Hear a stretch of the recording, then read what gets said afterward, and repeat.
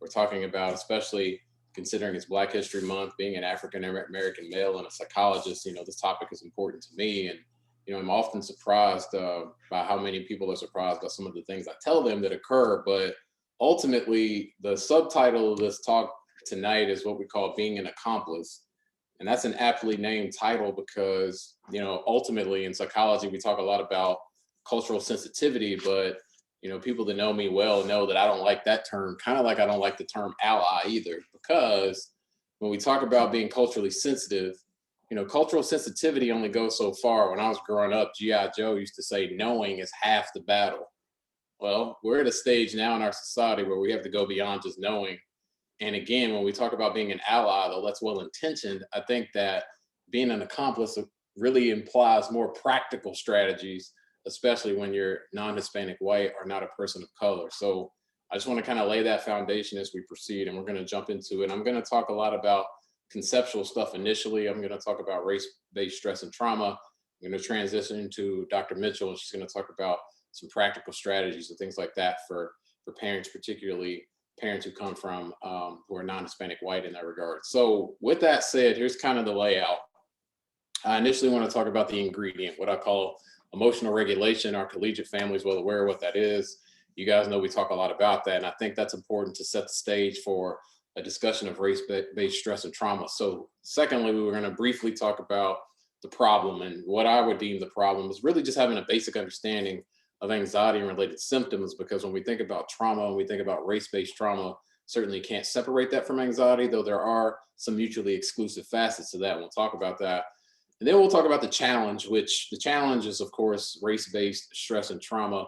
And what I call, what I've written about in the past in manuscripts and book chapters, race-based alarms is what we talk about. And we'll talk about that. And then finally, the champions, which is kind of like the battle cry, if you will, for parents and educators, particularly as they become accomplices, not just allies. So let's jump into that.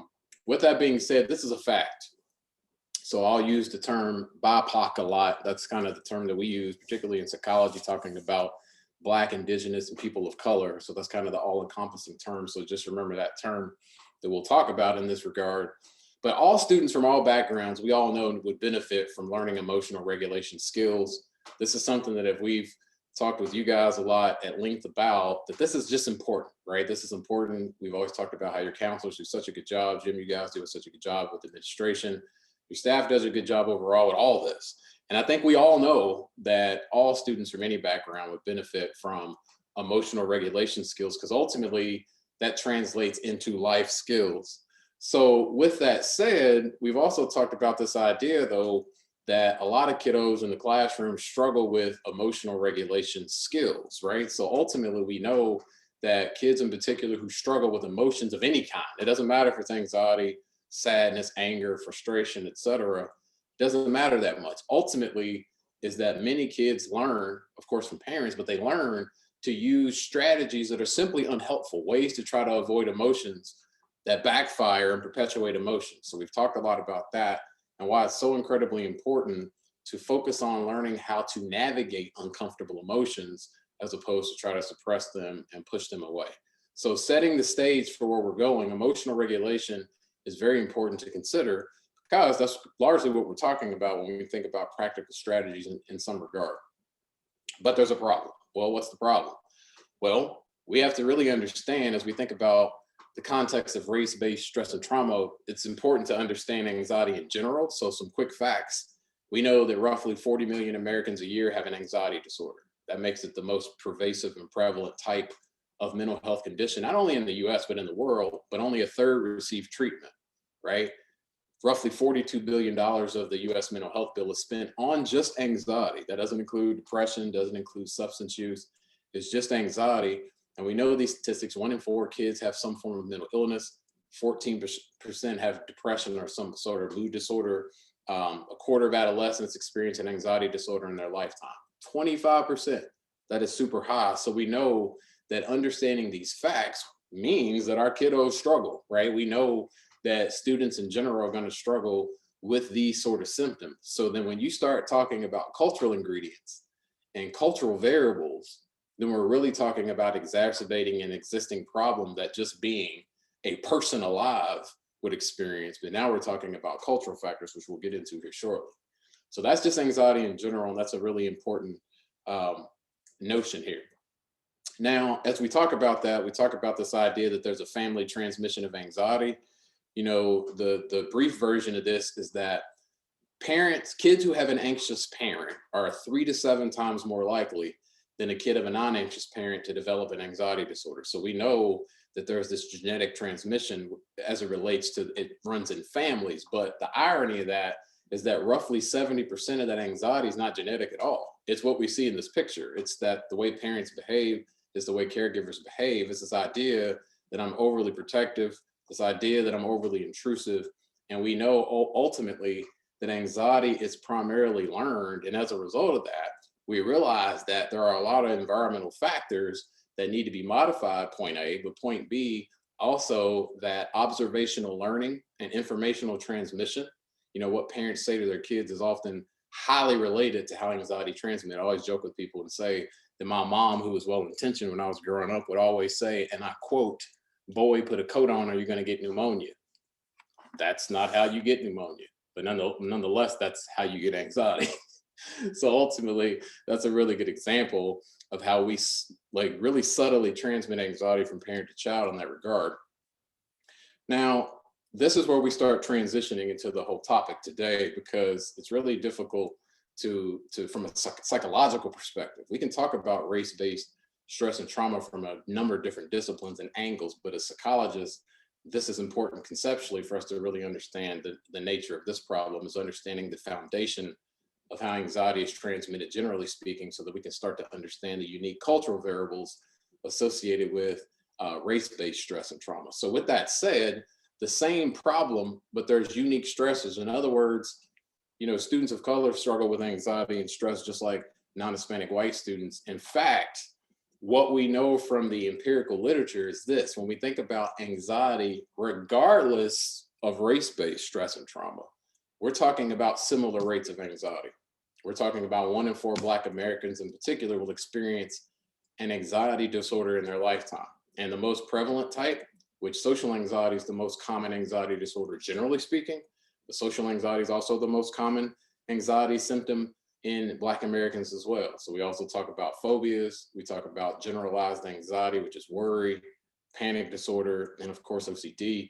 But as we know from a mental health standpoint, from a stigma and a historical stigma at that, BIPOC individuals are less likely to seek treatment. There's been a stigma associated with mental health, you know, for a very long time in our country for a lot of reasons, you know, not to go into too much detail, but even when we think about the Tuskegee experiments, and for instance, you know, these are things that are passed down from generation to generation, that we can't trust the medical community and the establishment, because in many ways, people of color have been used as lab rats, right? We've had people come into the community, promise certain things, and then leave, or as we say, peace out, and then never to return. So ultimately, we're going to be less likely to seek treatment in that way as a result of the stigma, and as a result of cultural factors as well. So with that said, that's also true for kids, right? So when we talk about our students, you know, we're talking, again, I'm talking specifically about African-American students, but African-American children develop anxiety disorders at similar rates as non-Hispanic white kids. You know, in a study that we actually conducted in our research lab, you know, we had a 100 parent-child dyad, and 34% of those kids met criteria for an anxiety disorder, 34%.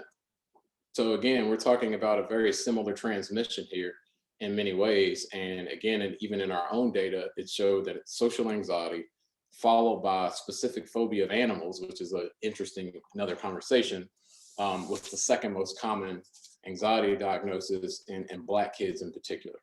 So I say all that to say that that's a really important foundation to kind of lay the groundwork for what we're going to discuss as it relates to race-based stress and trauma. Because what I'm arguing, hopefully that you're hearing, is that if we're thinking about the family transmission of anxiety in general, we're thinking about emotional regulation, and we're thinking about, you know, students of color having similar rates of anxiety as non-Hispanic white counterparts, when we add unique cultural variables to that, we're talking about a lot of stress. We're talking about a lot of factors that are unique to students of color in that regard. So let's get into that. So, This is a pretty common image. And I wish it wasn't ironic, but it is. But, as I think about the slide, I think about, a lot of things, but I think one thing is that we call this, DWB, or driving while black. That's something that a lot of people don't really have to consider. But in many ways, this is something that is a reality that not only I personally deal with on a regular basis, but my black brothers and sisters as well who drive. It's really ironic. I live in Indiana, and on my way home, even to do this workshop, I had to think about this, right? And these are unique variables that we don't really talk about because, oh, you're just being sensitive, right? Oh, that wouldn't happen to you. You have PhD tattooed on your forehead. I beg to differ, right? If I'm driving in a car and somebody's riding my tail, that makes me uncomfortable, right?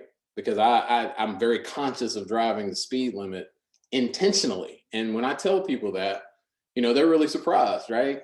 But that's just an image that's important as we consider where we're going with that.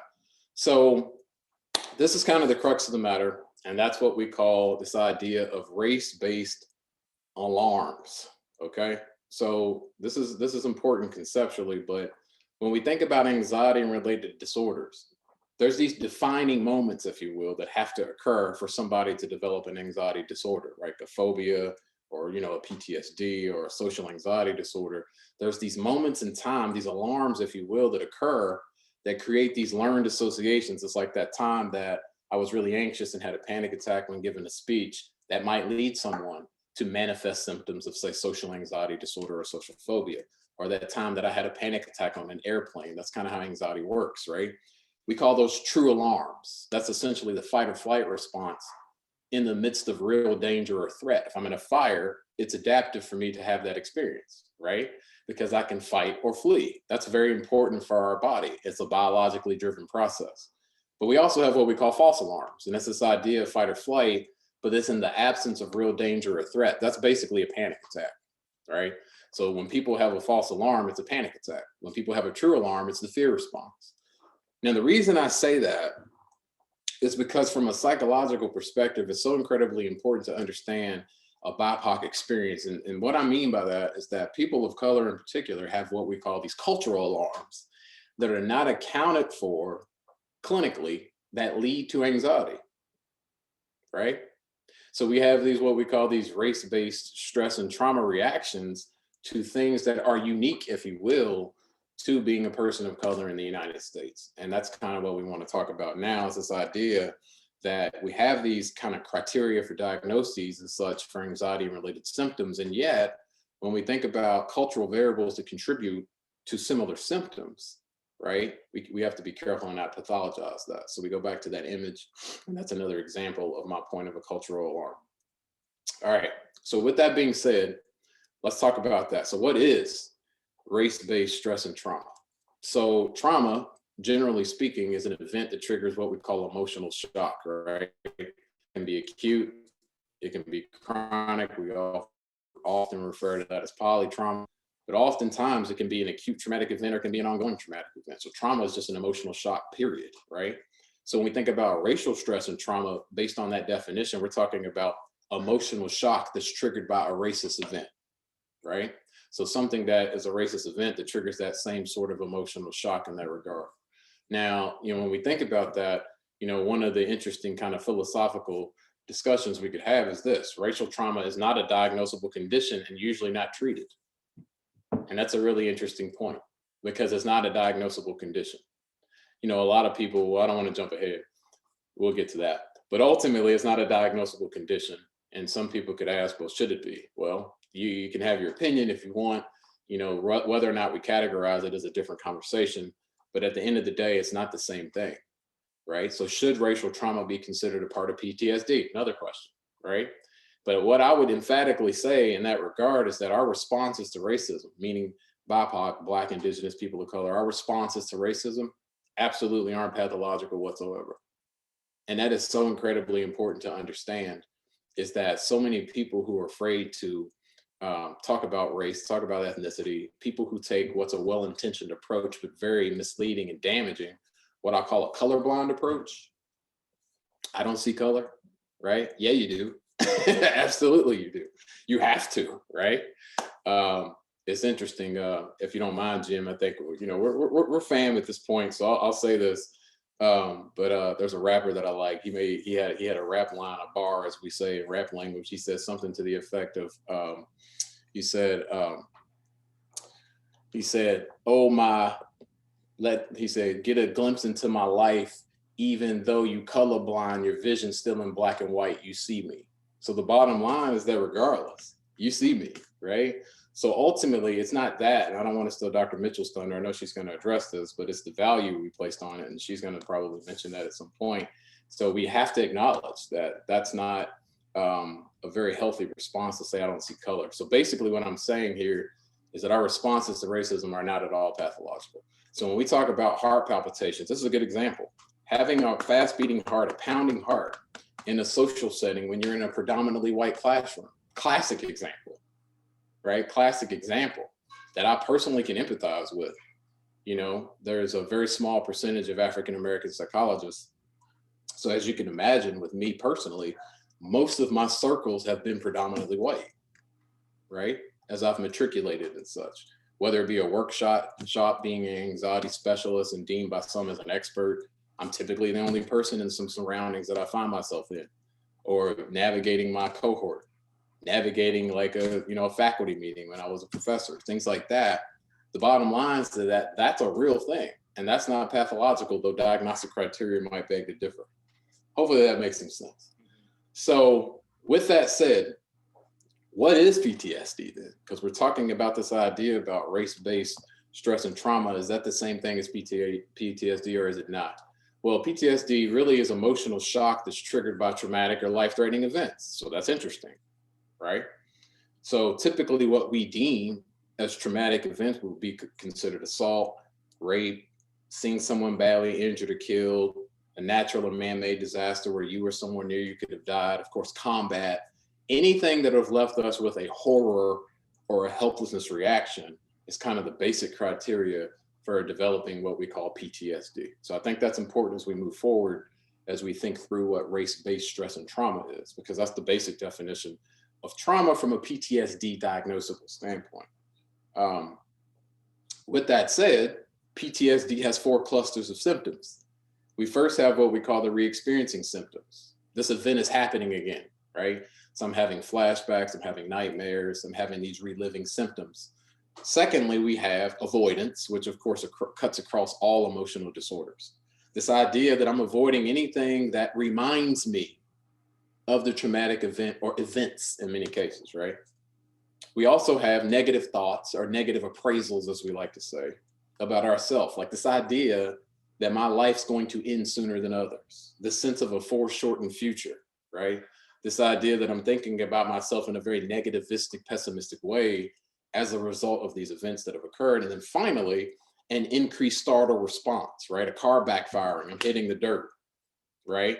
Like hearing a gunshot, hearing a loud sound, a pot, someone dropping something on the ground immediately triggers a startle response, right? Now, what's the problem? Why am I saying this?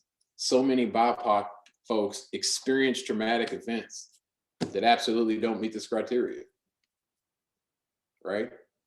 So this is what I'm getting at, is there's this idea that there's a number of traumatic events that occur that don't fall at all into this criteria. I mean, good or bad. The point is that it's not the same as PTSD. So we know there's a disproportionate amount of people of color who are diagnosed with PTSD, but nonetheless, that doesn't necessarily say that those traumatic events, because if I'm from a low income area, there's a higher probability that I'm going to be exposed to more dangerous events and so on and so forth. But at the same time, there's a lot of race-based stress and traumatic events that are not accounted for by this criteria. So with that being said, let's talk about some examples. Some examples of that would include the following. These are very common examples, unfortunately. So social media exposure to the murder of Black people.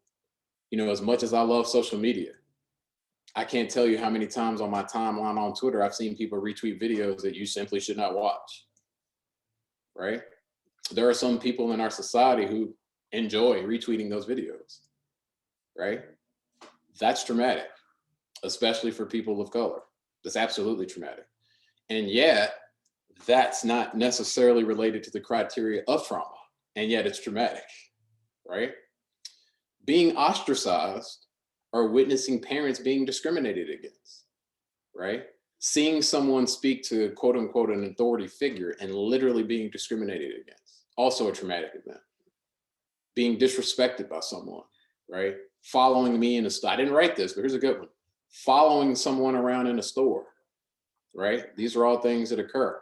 And Jim, you know me pretty well, and so do my colleagues and friends and such on the call, but you know, I wear my costume to work and such. You know, I'd like to dress nice and such, but when I'm not at work, joggers and a hoodie, right? Like I want to be comfortable. So ultimately, right, I fit a description, quote unquote, is what I'm trying to say. Real quick example, impromptu. I have too many examples actually. But one example was I was at Dillard's and this woman, she was non-Hispanic white. As I'm walking in the store, and you can't make this stuff up. She said, "Oh, hi, sir. How are you today?" I'm like, "I'm good. I'm fine." She's like, "Just so you know, all of our urban section's on sale." Right?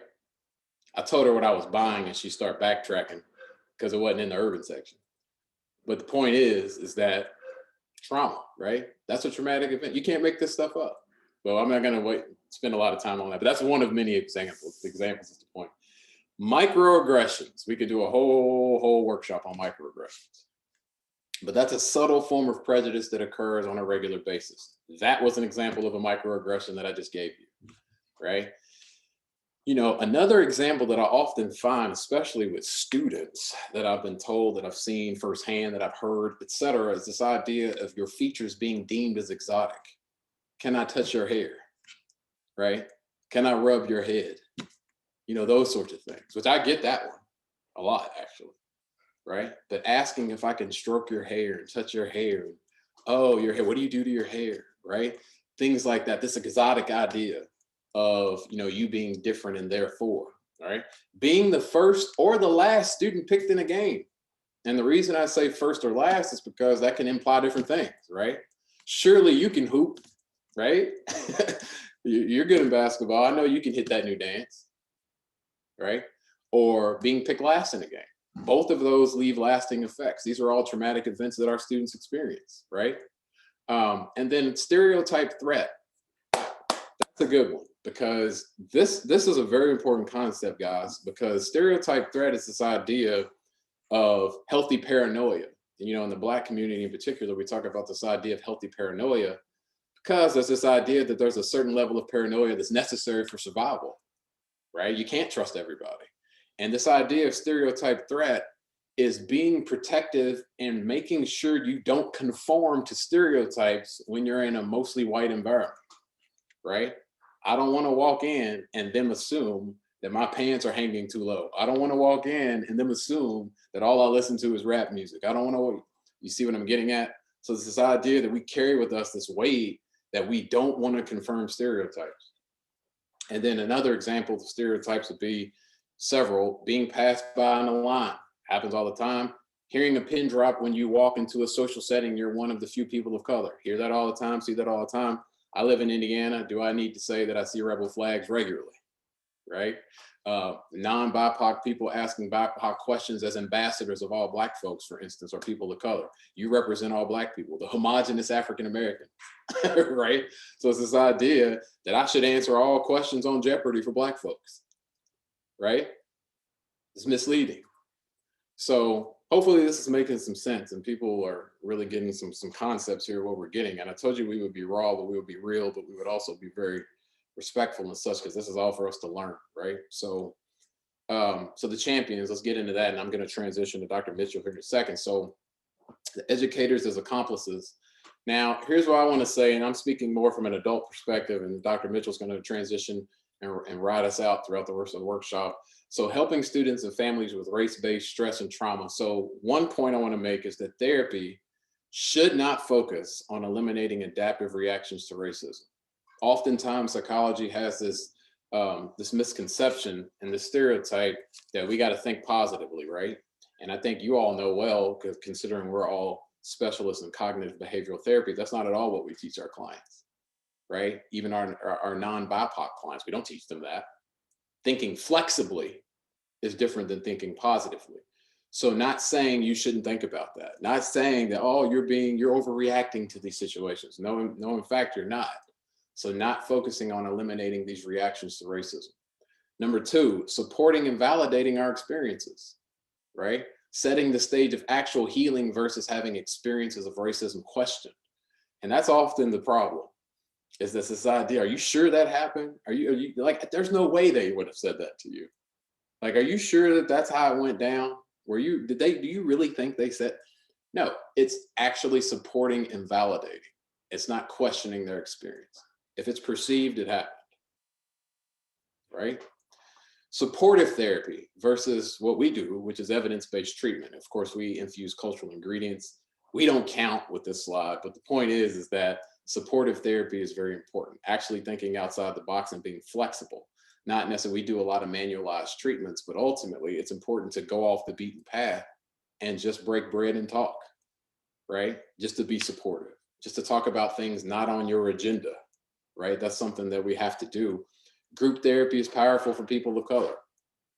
And I think you probably can imagine why. Being able to be in an environment where you have shared experiences and such is a very powerful concept.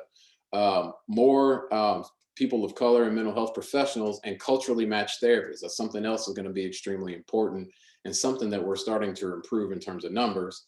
And then finally, which is so incredibly important, training our students, regardless of the discipline that they may be in. If you're a teacher, this definitely applies to you, because I see teachers just like I see psychologists in this regard, and that is training our graduate students to adopt a social justice mentality. We all have a role to play, right? We all do have a role to play in that regard. All right. So lastly, being aware of our own implicit biases. So this idea of self-fulfilling prophecies and mislabeling. So being aware of our own implicit biases, we all have them. And if someone says they don't have a bias, then obviously they have a bias. So this idea of being aware of our own implicit biases, everyone on earth has a bias. And being aware of that is the key to healing. Being an accomplice means building a relationship, and that is so incredibly important. Any child needs to know you're trustworthy. Exponentially true for students of color. I repeat, any child needs to know that you're trustworthy, but that's exponentially true for students of color, right? So the bottom line is, being an accomplice means that you have to build a relationship, not just saying that I have your back and I can sympathize, but literally trying to get your hands dirty, rolling your sleeves up and breaking bread and having a relationship and doing something about things. The necessity of semantics, being able to have a cultural match in the language that we use, right? Incorporating emotional regulation language into our curriculum is very important. And I know y'all know that already. That's why I'm kind of sliding through that, because we talk a lot about that every time we get together, is this idea of talking about the importance of being flexible and regulating emotions despite what it is that's happening. Even with race-based stress and trauma, it's still important that we regulate, right?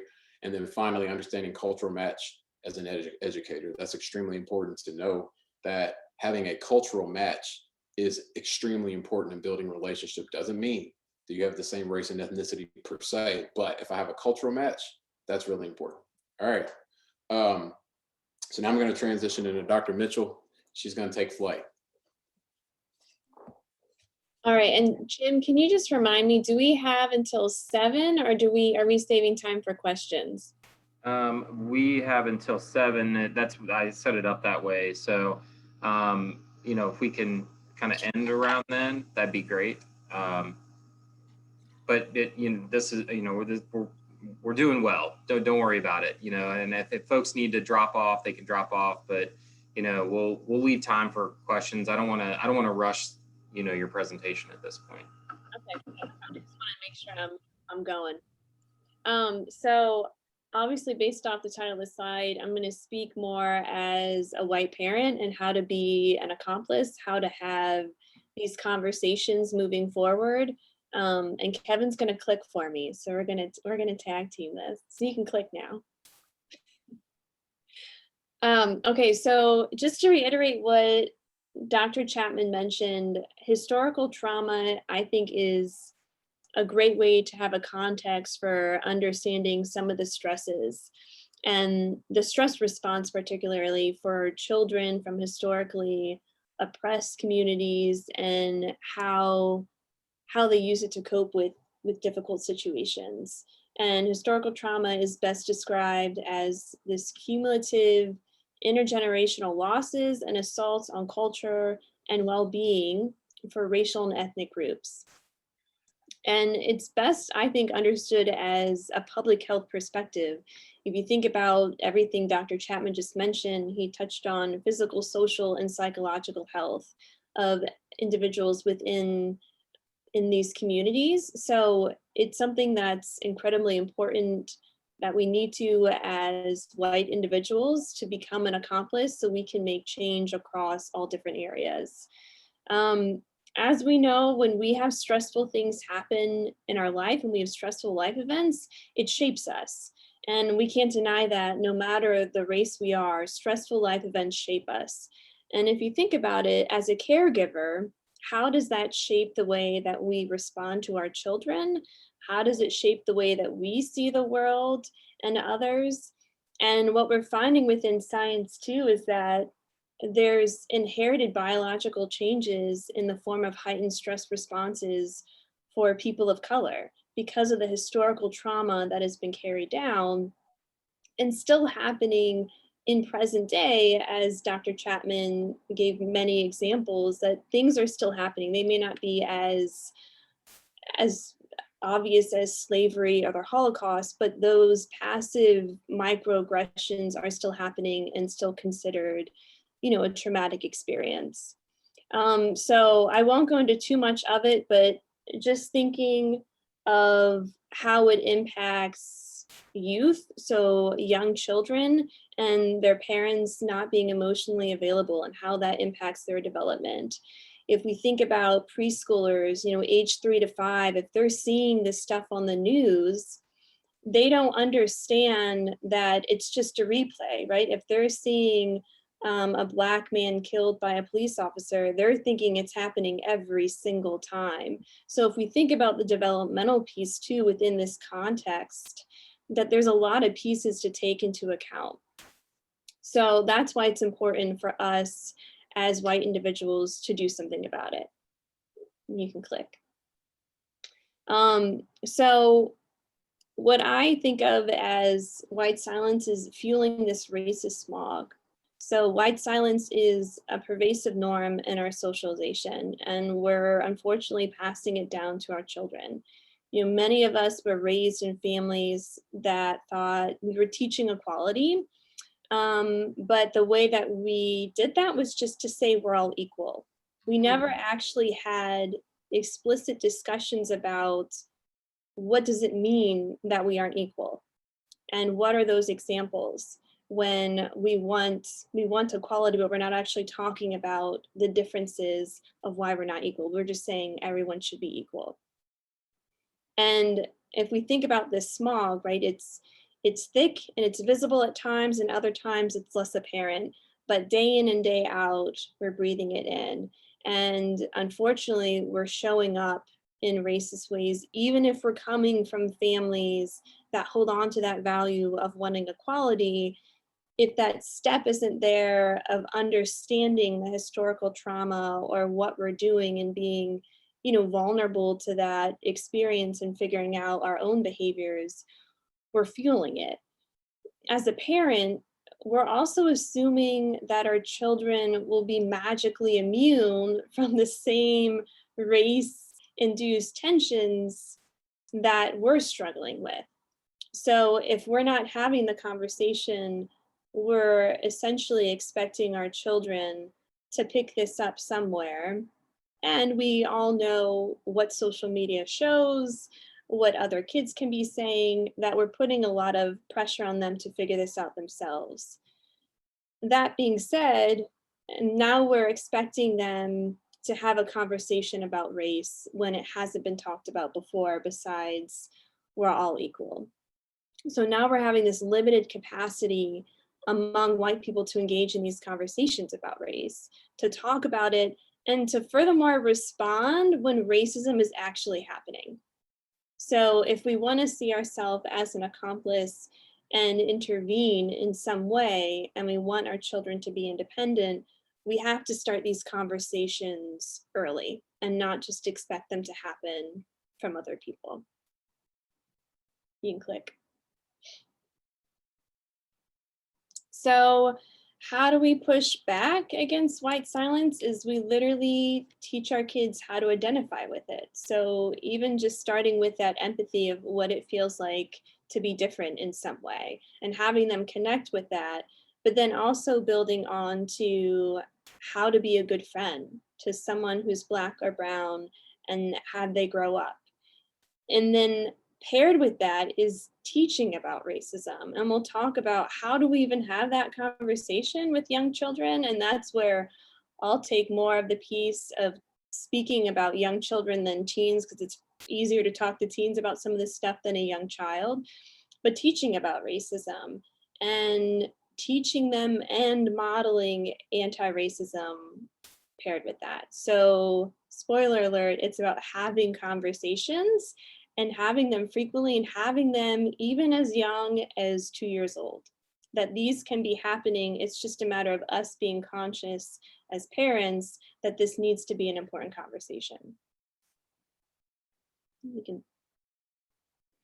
So as Kevin mentioned, Dr. Chapman, sorry, kids aren't colorblind, so we don't have to be color silent, right? Kids as young as 6 months old see color. So we can't say that we don't see color. As my daughter says, you know, Uncle Kevin, like I'm not going to say Uncle Kevin isn't Black when he's Black. And it's okay to say that too. And we'll go into that conversation, but encourage a discussion when they mention race.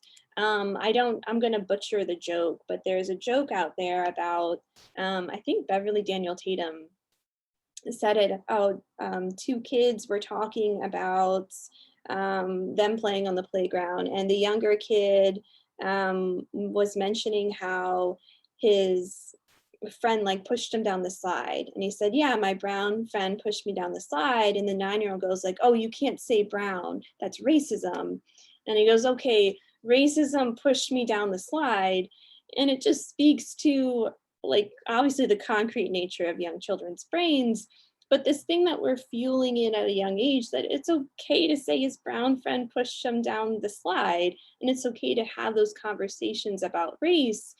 What we don't want is the value that's placed to the color of someone's skin. If it's devaluing, then obviously that's a whole different ballgame than just saying that there's a brown person or Black person sitting over there. And I think we become so sensitive in a good way, obviously with good intentions, but we become so sensitive that we're like filtering out all of this information when we're creating this color silent community, when talking about color and celebrating color on top of it is the most impactful piece.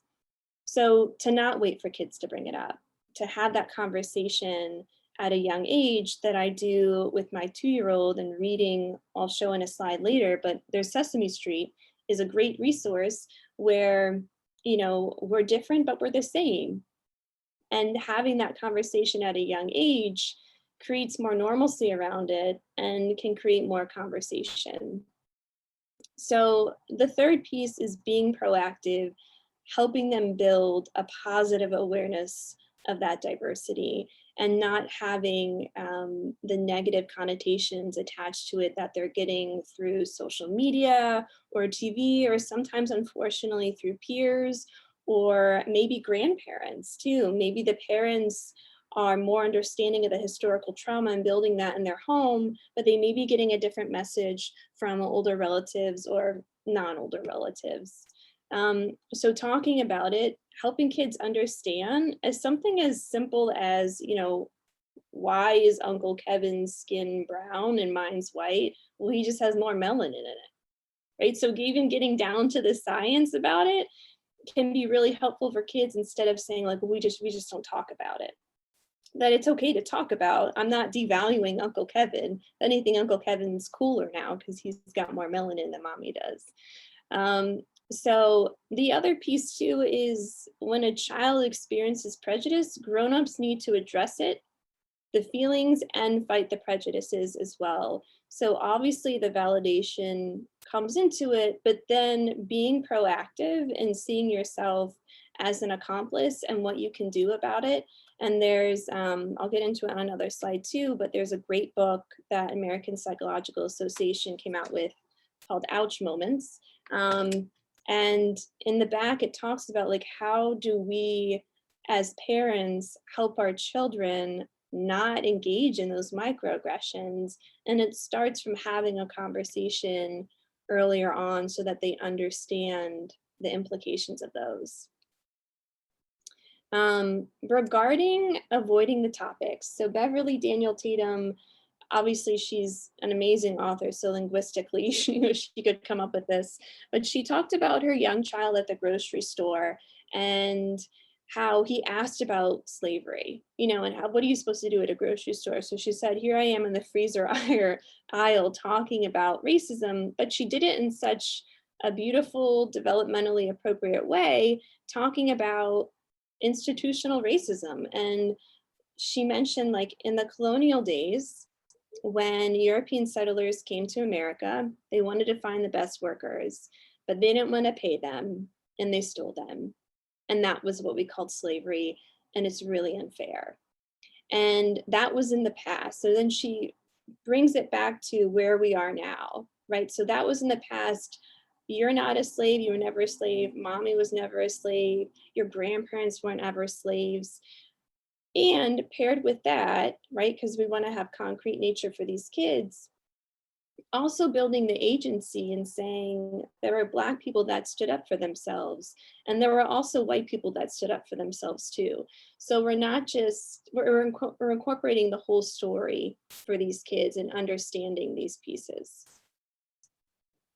Also, lastly, just exposing kids to different cultures is great, and exposing them to different cultures with people that are seen in a positive light, right? Like Ruby Bridges is probably the coolest young kid you can imagine of doing that at a young age, and being able to show that to your children, talking about people who have made such great strides in agency, just exposing them to dolls. Doc McStuffins is the coolest thing, because where have we seen a Black doctor before? I mean, it's just not talked about. I think maybe there was one on ER, but really it's just not out there, especially for young children.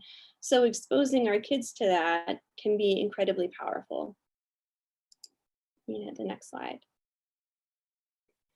So navigating the conversation with young children, this Ouch Moments book is great because it also talks about things like socioeconomic status, ability, and all different variables where children would experience some type of microaggression. And it's great to talk about at a young age and how to navigate those, you know, quote unquote, ouch moments. So many times people just shy away from these conversations because we just don't know how to have them. And unfortunately, no one's teaching us how to have them. But there are some incredible resources out there. We're Different and We're the Same as a book that I started reading at a very young age. I have many books that also talk about just different people of color. So children are just exposed to it and can start that conversation about, yeah, how we're different, but we're also the same.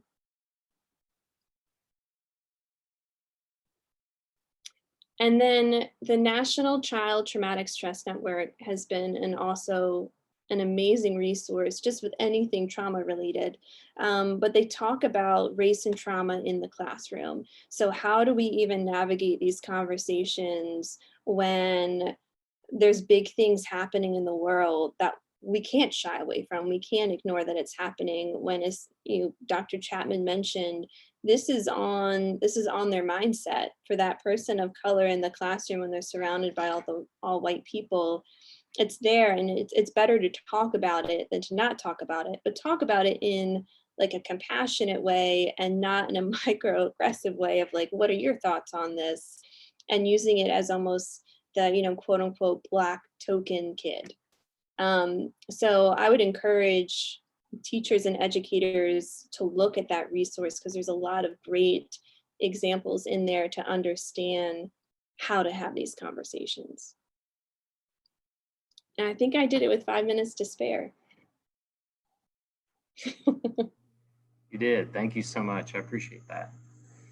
Well, thank you, Dr. Mitchell and Dr. Chapman, for getting us to this point in the evening. I'd really like to open this up and give everyone a chance to ask questions of our panelists here tonight.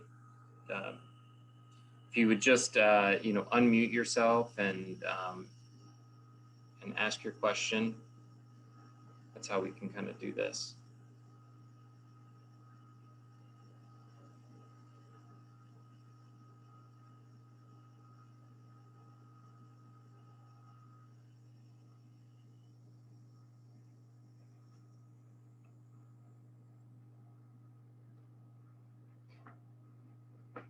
I'll get us started. I have a question.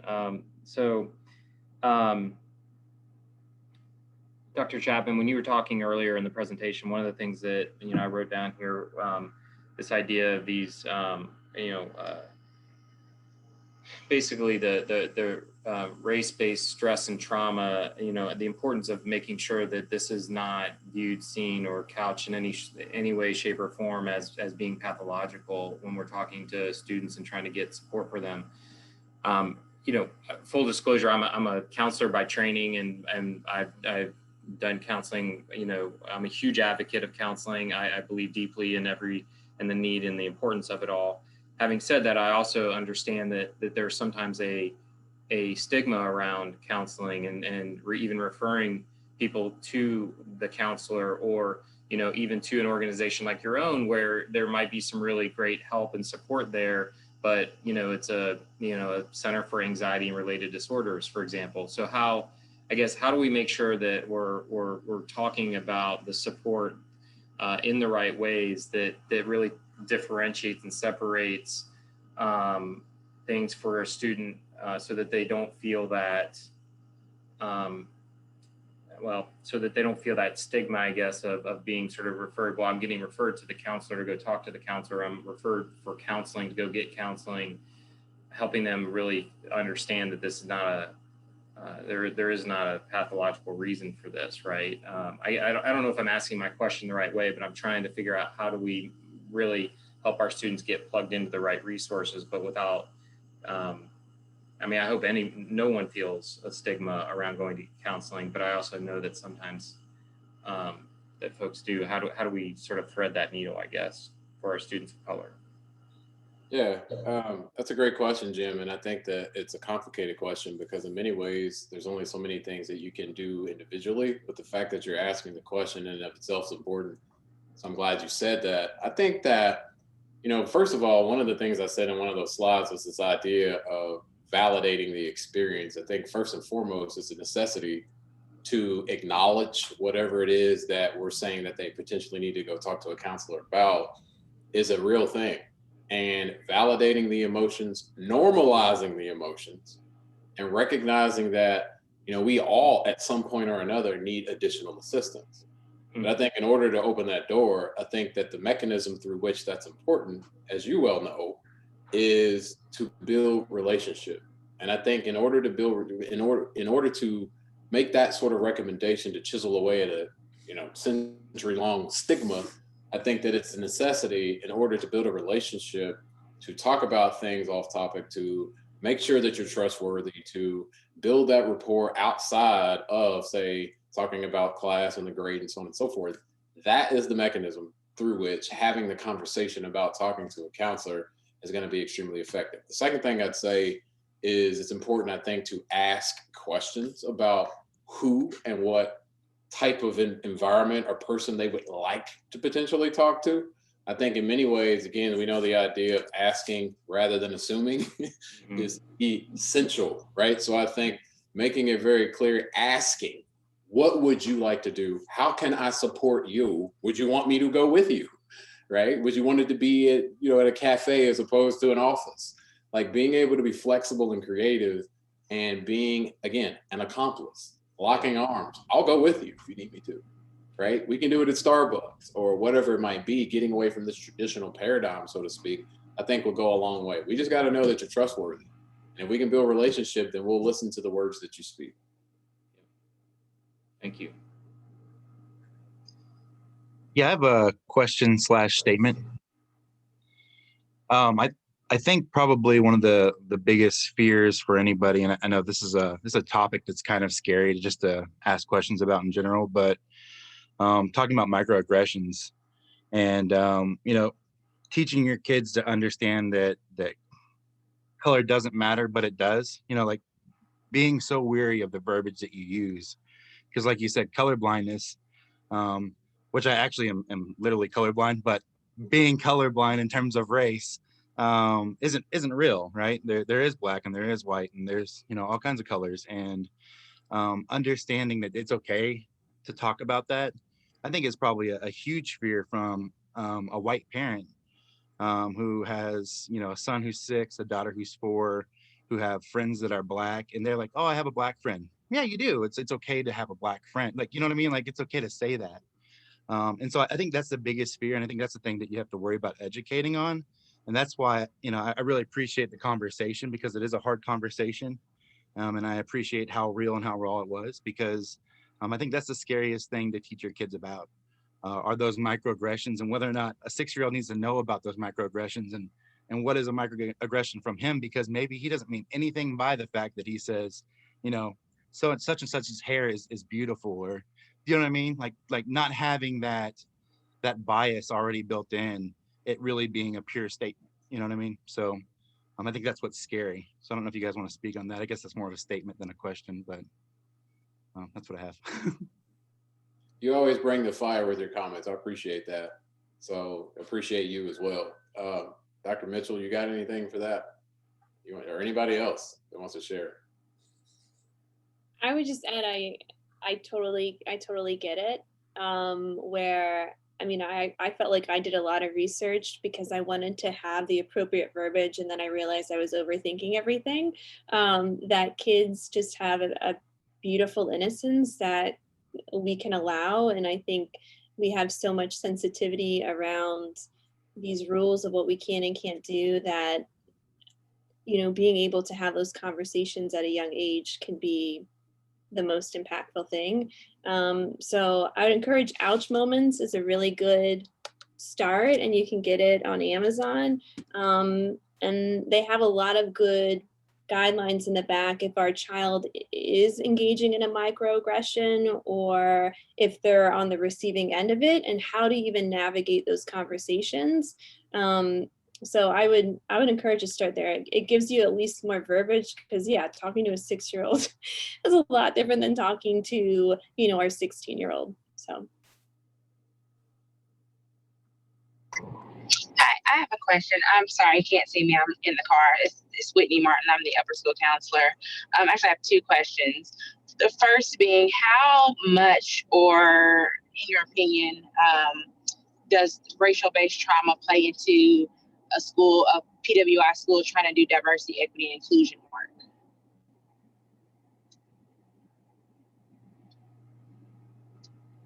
Or anyone can answer. So Whitney, good to see you, kinda. So you're basically saying, is that a, like how much variance is accounted for? Like, is that like actually a thing? Is that what you're saying? Basically, is like when you're trying to do these workshops, does that in and of itself trigger things? Is that what you're saying? Well, more so how much of that trauma should be considered when we're trying to do diversity, equity, and inclusion work. Like, what type of data should we be looking at as it relates to racial-based trauma in some of the initiatives and things that we're trying to do, not specifically collegiate, just any school that's a predominantly white institution. How much importance or a factor should that information be? I think that, I'm not going to say, and I know you, Whitney, we're cool, obviously. So I'm not going to say that's a rhetorical question, but I will say that I do agree. Well, I don't know if that's what you're saying, but I think so. I think it plays a significant role. I think that should absolutely be something that is considered. I think it needs to be discussed in advance. And I think that there needs to be kind of a preemptive attempt at saying, all right, just so we're clear, here are the areas we're going to cover. Do we have questions about this before we launch it? I absolutely think it plays a significant role. And again, because of the wide-reaching nature of race-based stress and trauma and the various triggers of it, I think that that's extremely important to consider. Absolutely agree with that. Okay.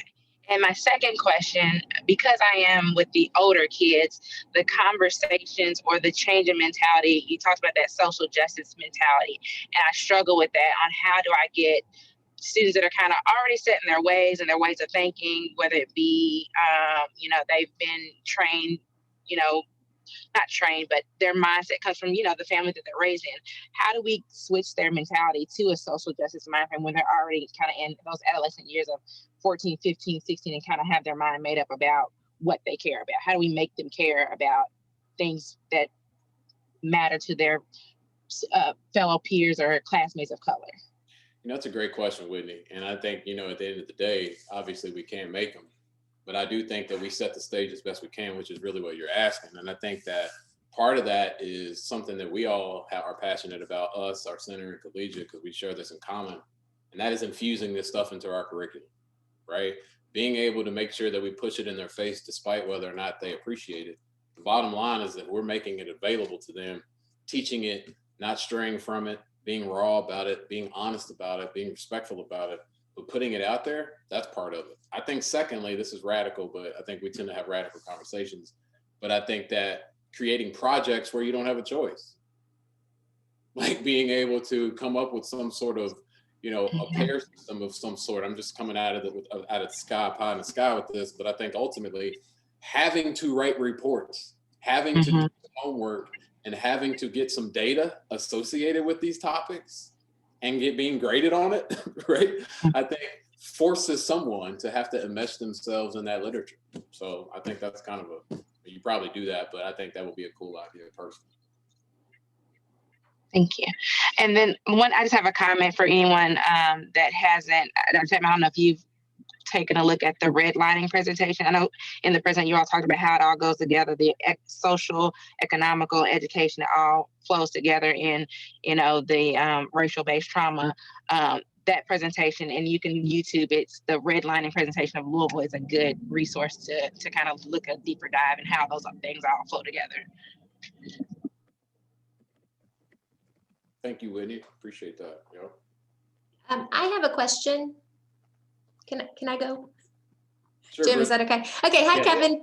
Thanks, Kevin and Chelsea. First of all, and your whole team. We, of course, are incredibly grateful for you guys coming on and helping us this year with this series. So my question is, I guess, what would you say to an educator, teacher, counselor, insert any educator that works with young children or children in general, that, because I've heard this before, and I know this is something that I think happens often, that really wants to engage in these difficult conversations and really wants to have open and honest classroom discussions and really wants to open these topics within their space, but feel ill-equipped or worry that they are going to open the conversation and maybe not have all the answers, or in fact, maybe add to trauma because they feel scared that they're going to say the wrong thing.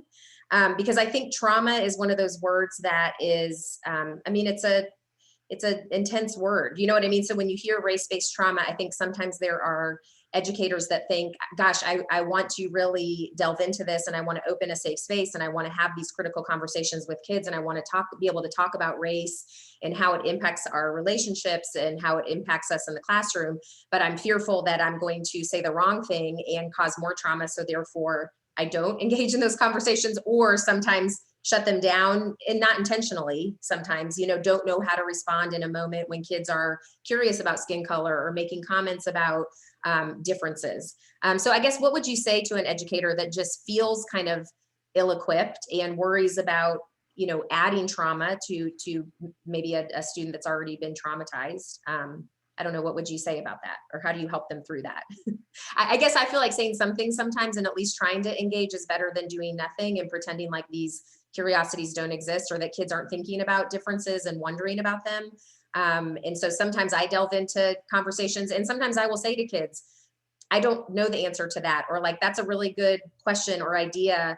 Like, let me process that and get back to you. I don't know, but I don't know if that's right either, because I don't want to re-traumatize or add trauma either.